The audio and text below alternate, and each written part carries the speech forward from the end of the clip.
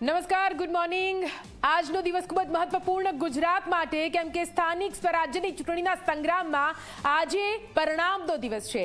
આખરે ગુજરાતમાં નગરપાલિકા, મહાનગરપાલિકા અને તાલુકા પંચાયતોમાં કોનું રાજ ચાલે છે, આખરે કોની સત્તા આવશે તેના પર સૌ કોઈની નજર મંડાયેલી છે। રાજ્યની પાલિકા અને પંચાયતની ચૂંટણીના આજે પરિણામ છે। પાલિકા અને પંચાયતની ચૂંટણી મતગણતરી શરૂ થઈ ચૂકી છે। 5000થી વધારે ઉમેદવારોના ભવિષ્યનો આજે નિર્ણય થવા જઈ રહ્યો છે। જૂનાગઢ મહાનગરપાલિકાનું ચૂંટણીનું આજે પરિણામ છે।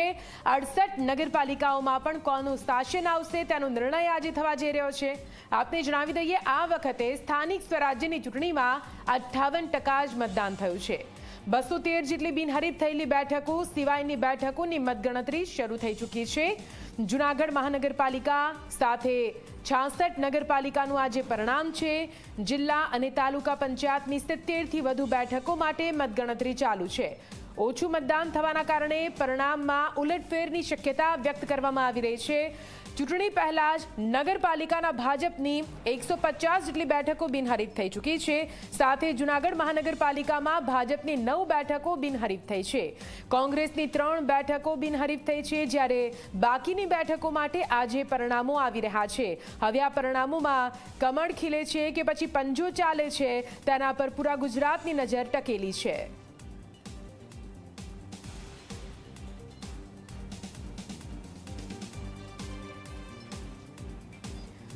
તો રાજ્યની પાલિકા અને પંચાયતની ચૂંટણીના આજે પરિણામ છે। પાલિકા પંચાયતની ચૂંટણીની મતગણતરીની શરૂઆત 8 વાગ્યાથી થઈ ચૂકી છે। ધીમે ધીમે જે શરૂઆતી વલણો સામે આવી રહ્યા છે। જૂનાગઢ મહાનગરપાલિકાનું ચૂંટણીનું આજે પરિણામ છે। જૂનાગઢ મહાનગરપાલિકામાં 9 જેટલી બેઠકો પહેલેથી જ બિનહરીફ થઈ ગઈ છે। 9 બેઠકો ભાજપના ફાળે ગઈ છે। 213 જેટલી ટોટલ બેઠકો બિનહરીફ થઈ છે। જોવાનું રહેશે કે બાકીની બેઠકો પર જે પરિણામ આવી રહ્યા છે તે પરિણામો પર આખરે મતદારોનું મિજાજ શું કઈ છે તેની ખબર પડશે। સૌથી વધારે જૂનાગઢ મહાનગરપાલિકા પર સૌ કોઈની નજર ટકેલી છે। સાથે સાથે 66 નગરપાલિકાની બેઠકો પર આજે પરિણામ આવી રહ્યું છે। તો નગરપાલિકામાં કોની સત્તા આવશે તેના પર પણ અત્યારે પૂરા ગુજરાતની નજર ટકેલી છે।